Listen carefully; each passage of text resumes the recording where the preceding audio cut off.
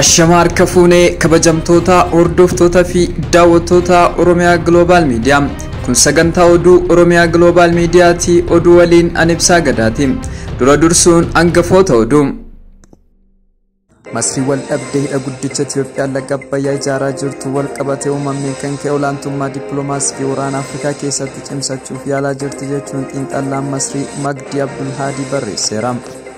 Dhaabbanni Gamtaa Afrikaa fi Baankiin Addunyaa talaalli dhibee COVID-19 lammiilee Afrikaa miliyoona 400 fayyadu bituudhaaf raabsuu irratti walii galuu isaa ibsee jira. Antonio Blinken walga'ii dhimma Liibiyaa Baarliinitti geggeeffame irratti hirmaatuun beekameera. Dho'iinsi Gabaa Tigraay Keessatti mudatee Lubbuun Galaafatamuun beekameera. Filannoo walii akka wal qabate kanneen dalagan namoonni 194 to'atamuu Koomishiniin Poolisii Naannoo Kibbaa beeksiseera. Kabajamtoota hordoftoota fi daawwattoota Oromiyaa Global Media chaanaalii keenya subscribe gochuun odeeffannoo waayitaawwan akka isin bira gochuu dandeettu. Amma oduu bal'inaan Masri wal dhabdee guddicha Itoophiyaa laga Abbayyaa ijaaraa jirtu wal qabatee uumameen kan ka'e olaantummaa dippiloomaasii fi waraana Afrikaa keessatti cimsachuuf yaalaa jirti jechuun xiinxalaan Masri Magdi Abdul Hadi barreesseera. Waldaan Egyptian Geographic Society kan bara 1875 hundeeffame barreeffamoota hin maxxanfamiin kan fedhii bara dheeraa fi Masriin biyyoota Afrikaa Saharaa gadii keessatti qabdu calaqqisiisan muraasa qabateera. Isaan keessaa tokko maappii seena qabeessa daangaa Masrii gama kibbaatiin baha Afrikaa keessatti haroo Viktooriyaa akka ta'e agarsiisudha. Waldichis kan hundeeffame bara fedhiin olaantummaa Masrii yeroo muraasa qofa ture sadarkaa olaanaa irratti gahee ture. Tibba sanatti Suudaan to'annoo Masrii jalatti kuftee kan turte yoo ta'u baroota 1874 hanga 1876 keessa waraana ishee babal'isuun Itoophiyaas qabachuuf yaalii taasiftullee haala qaanessaa ta'een mo'amteetti.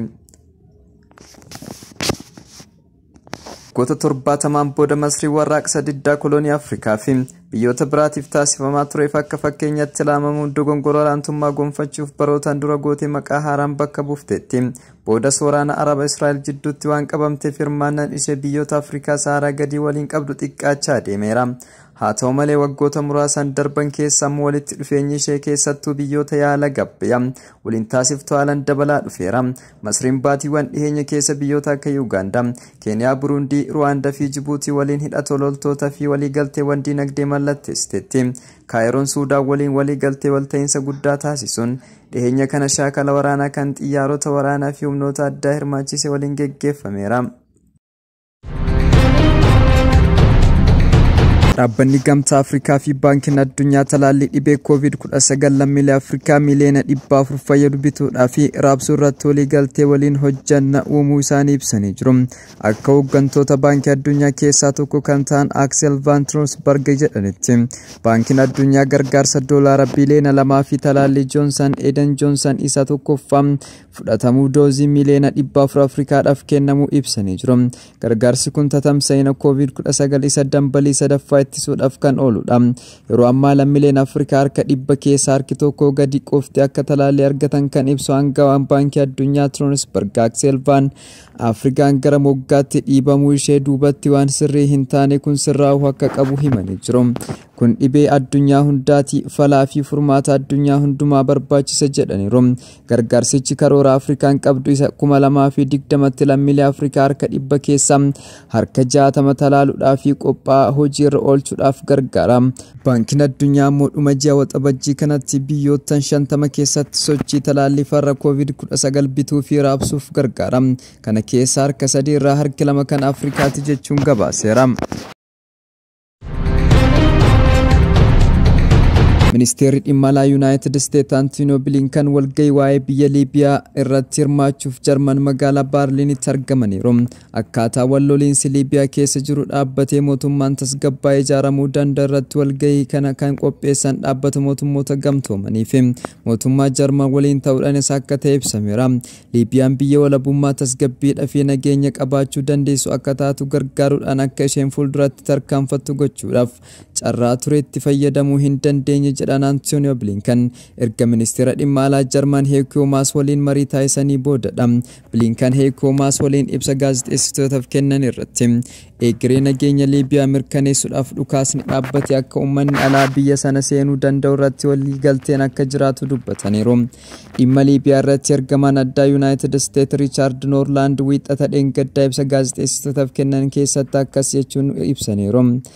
Ji'a muddee dhufu keessa filannoo Liibiyaa keessatti taasifamuuf haala heeraa fi seera mijeessuudhaaf akka ta'e dubbataniiru. Bara 2011 korri naatoodhaan deeggaramu uumame yeroo dheeraaf biyyattii hoogganaa kan turan Muhammad Gaddaafiin aangoo irraa bu'aniiru. Erga yeroo sanaas mootummaan xixiqqoon uumamanii wal waraana erga turanii booda ji'a onkoloolessaa keessa walii galtee dhukaasa dhaabuutii ifatti akkaataa hidhattoonni lammii biyya alaa warri bitamanii waraana irratti hirmaachaa turan ji'a 3 keessatti Liibiyaa keessaa bahan irratti walii galuu uumamaniiru.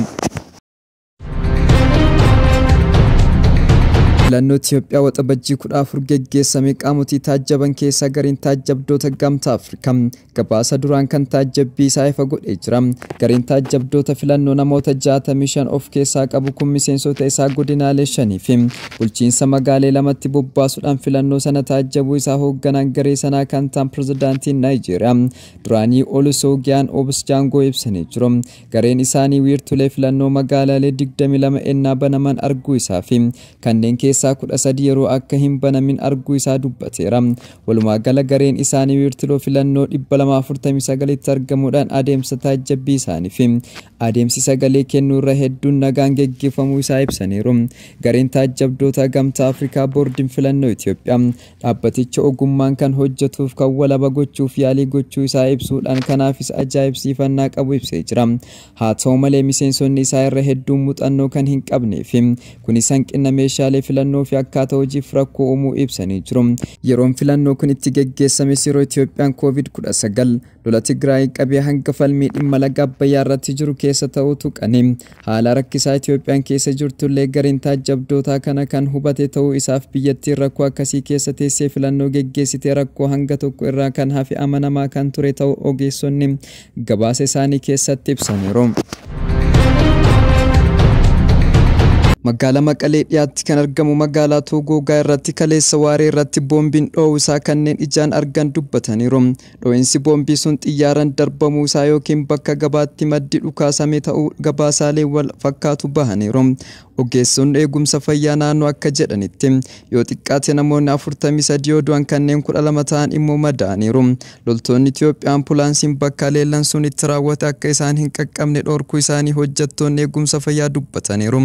Dubbii himaa waraana Itoophiyaa Koloneel Geetannat Adaana ambulaansiin akka hin dabarre dhorkamaa kan jedhu haalli isaa Reuters gabaaseera.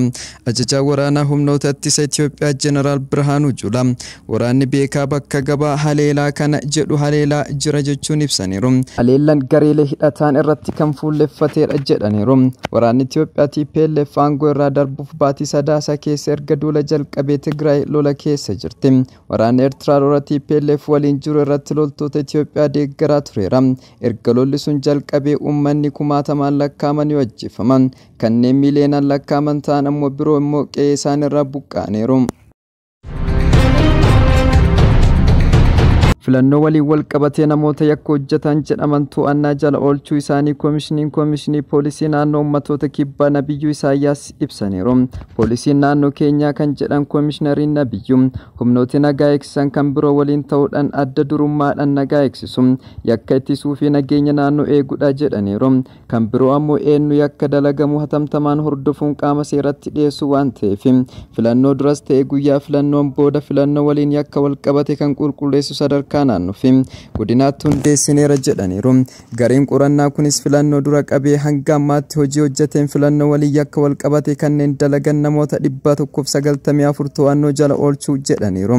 Yakkawwan kunis poosteroota tarsaasu, jeequmsa uumuu kanneen biroo irraa dhiibbaa kaa'uu yaalu, guyyuma filannoo sana waxabajjii-14 yakkaawwan hojjetaman hordofee qorannoo geggeessee jira jechuudhaan kanneen birootti adda kan ta'e yakki jiru kaardii filannoo kijibaa kanneen qopheessuu yaalan godina Guraagee aanaa Maaraqoo bakka Koshoo jedhamutti namoonni 5 to'annoo jala oolanii qorannoon geggeeffamaa jiraachuu himaniiru. Kanneen erga duulli filannoo darbe dadammaqiinsa filannootu geggeessaman argamanillee to'annoo jala oolaniiru jedhaniiru. Namoonni kunneenis irra hedduun isaanii murtii argataniiru.